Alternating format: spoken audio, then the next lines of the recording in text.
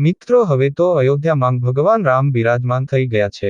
જો રામજીની ઉપાસના સાથે આપણે તેમના ઉપદેશોને પણ જીવનમાં અપનાવી લઈએ તો આપણી બધી સમસ્યાઓનો અંત આવી શકે છે અને આપણું મન પણ શાંત થઈ શકે છે. જીવનમાં જ્યારે પરિસ્થિતિઓ મુશ્કેલ બને છે ત્યારે આપણે શું કરવું જોઈએ તે શ્રી રામ પાસેથી શીખી શકીએ છીએ. રામાયણમાં શ્રી રામનો રાજ્યાભિષેક થવાનો હતો.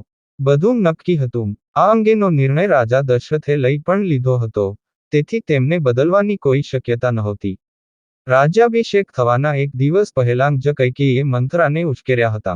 કૈકેયી મંથરાના શબ્દોમાં એટલા ફસાઈ ગયા હતા કે તેમને રાજા દશરથ પાસેથી 2 વરદાન માંગ્યા હતા.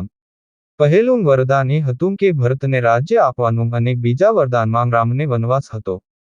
રાજા દશરથને પોતાનું વચન પાળવાની ફરજ પડી. રાજા દ્વારા કૈકેયીની ઈચ્છા પૂરી કરવામાં આવી હતી. જ્યારે દશરથે રામને બોલાવીને આ વાતો કહી ત્યારે તેમણે ધીરજ અને શાંતિ જાળવી રાખી. રામે તેમના પિતાની વાત ધ્યાનથી સાંભળી અને તેમનું વચન પૂર્ણ કરવા માટે વનવાસ જવા સંમત થયા. રામનો રાજ્યાભિષેક થવાનો હતો ત્યારે રામ વનવાસમાં ગયા. રાતોરાત પરિસ્થિતિ સંપૂર્ણપણે બદલાઈ ગઈ હતી.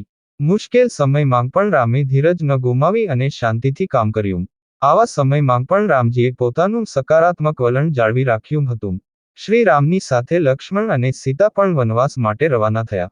શ્રીરામનો ઉપદેશ. આ સંદર્ભમાં શ્રી રામે આપણને શીખવ્યું છે કે સંજોગો ગમે ત્યારે બદલાઈ શકે છે. આપણે દરેક પરિસ્થિતિ માટે તૈયાર અને સકારાત્મક રહેવું જોઈએ. જો આપણે મુશ્કેલ પરિસ્થિતિમાં ધીરજ ગુમાવી દઈએ તો જીવન બરબાદ થઈ શકે છે.